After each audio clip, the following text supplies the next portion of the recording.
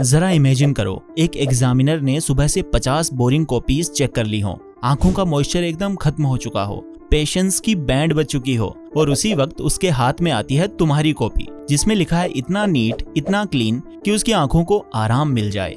एक हल्की सी स्माइल आती है उसके चेहरे पे और थोड़ी सी एनर्जी रिटर्न होती है। और उस मोमेंट में चाहे आपका कंटेंट एवरेज हो या थोड़ा ऊपर, मार्क्स का मीटर फुल हो जाता है। जैसे शाहरुख खान के एंट्री सीन में बैकग्राउंड म्यूजिक बजता है, वैसे ही टीचर के दिमाग में बजता है, यस फाइनली एक कॉपी जिसे पढ़ने में मजा आया। तो दोस्तों आज हम देखेंगे कि आखिर कैसे लिखें ऐसी हैंडराइटिंग जो टीचर के दिल में उतर जाए और आपकी कॉपी में मार्क्स की बारिश हो जाए।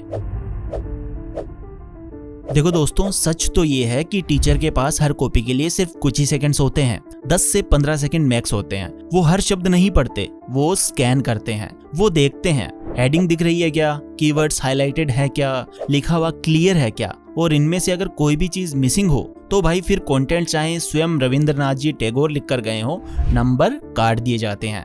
इसीलिए नीट हैंडराइटिंग ही ज्यादा मार्क्स का शॉर्टकट है, और वही शॉर्टकट तुम्हारे लिए लॉन्ग टर्म बेनिफिट बन जाता है। तो अब बात करते हैं एक सिंपल हैक की जिसे कहते हैं 3 सेकंड रूल। एक सिंपल टेस्ट, अपनी कॉपी किसी दोस्त या घर वाले को दिखाओ और बोलो कि इस वर्ड को सिर्फ 3 सेकंड में पढ़ो और बताओ क्या लिखा है। अगर वो कहे कि भाई यार ये ट्री है या फ्री है, मैं थोड़ा सा कंफ्यूज हो गया, तो समझ जाओ कि कुछ तो गड़बड़ है दया। तुम्हें रोज प्रैक्टिस करनी पड़ेगी। हैंडराइटिंग का असली टेस्ट तो यही होता है ना, जो तुम लिख रहे हो क्या वो दूसरा बंदा बिना एफर्ट के पढ़ पाता है या नहीं पढ़ पाता है, उससे पता चल जाता है। इसीलिए अपनी हैंडराइटिंग को इम्प्रूव करने के लिए रोज ये लिखो, the quick brown fox jumps over the lazy dog, क्योंकि इसमें इंग्लिश के सारे लेटर्स होते हैं और ये सेंटेंस तुम्हारे पेन की जिम बन जाता है। रोज लिखने से हाथ का कंट्रोल बढ़ता है और हैंडराइटिंग शार्प होती है। जैसे सनी देओल पाजी का जो पंच होता है वो स्लो मोशन में लैंड होता है, वैसे ही राइटिंग भी पावर के साथ पर कंट्रोल के साथ लैंड करनी चाहिए। क्योंकि मेरे भाई हैंडराइटिंग सिर्फ अक्षर नहीं है, उसका स्ट्रक्चर भी मैटर करता है। उसके लिए ये 4 चीजें तुम्हें कभी भी नहीं भूलनी है। नंबर 4, स्लैंट एक जैसा होना चाहिए। लेटर्स लेफ्ट या राइट में डिस्को करते नजर नहीं आने चाहिए।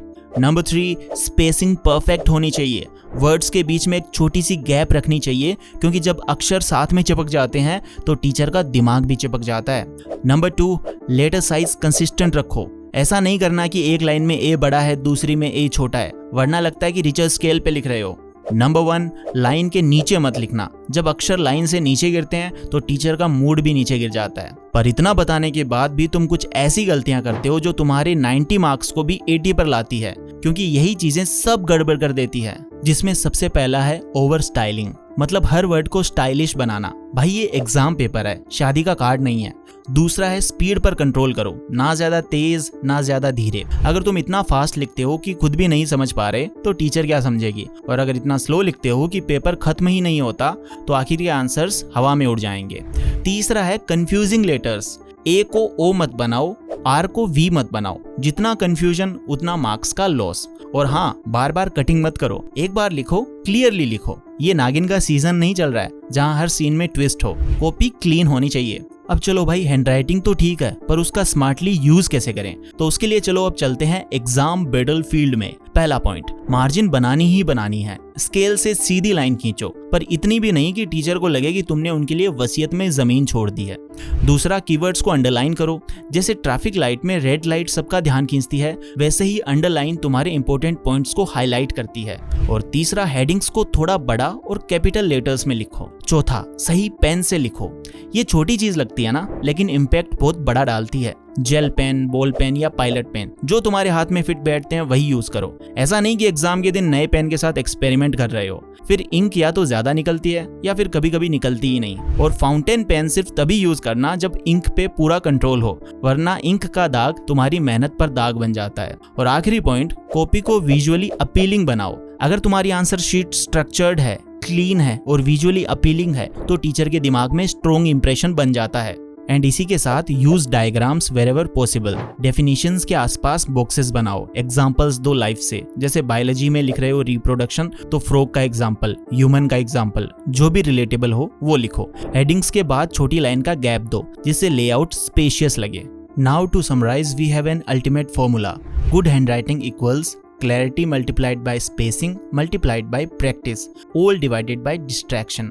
ये सिर्फ एक फॉर्मूला नहीं है, ये हैंडराइटिंग का सक्सेस मंत्र है। जितना क्लियर लिखोगे, जितना स्मार्टली स्पेस दोगे और जितनी मेहनत से प्रैक्टिस करोगे, उतने ही टीचर ज्यादा इंप्रेस होंगे।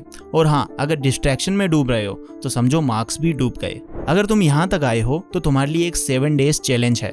अभी तुरंत एक पैराग्राफ लिखो किसी भी टॉपिक पे और अपनी हैंडराइटिंग की फोटो लो और फिर 7 दिन बाद वैसा ही एक पैराग्राफ लिख के दोनों को कंपेयर करो। तुम्हें खुद दिखेगा कि रेगुलर प्रैक्टिस से इंप्रूवमेंट कैसे होता है। इन सब चीजों से हमें ये समझ आता है कि हैंडराइटिंग सिर्फ लिखाई नहीं होती, वो तुम्हारा इंप्रेशन होता है। तुम्हारे आंसर्स की पहली लाइन से ही टीचर डिसाइड कर लेता है कि ये कॉपी इजी है या फिर एक हेडेक है।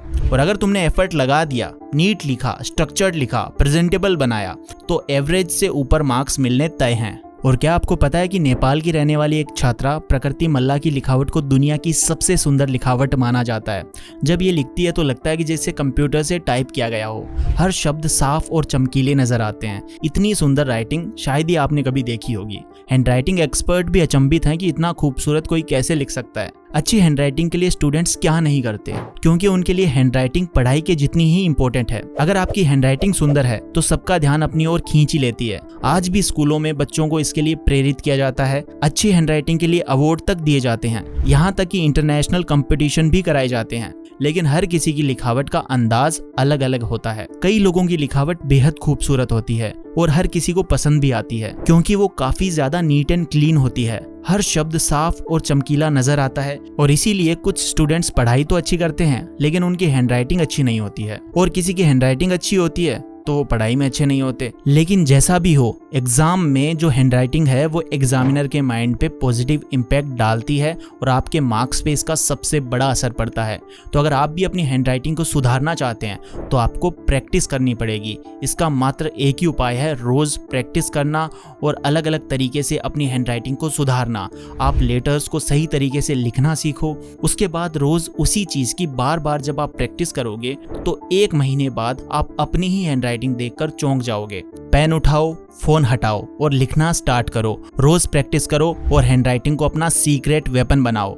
बस इतना ही प्रोटोन पावर आज के लिए। मिलते हैं अगले वीडियो में। तब तक के लिए चार्ज्ड रहो, स्मार्ट रहो और शेयर करो उस दोस्त को जिसका आर कभी के लगता है। तो चलो, जो भी मैंने बताया है अगर काम का लगा हो तो काम में ले लेना, अगर बेकार लगा हो तो 1-2 हेट कमेंट करके जरूर जाना।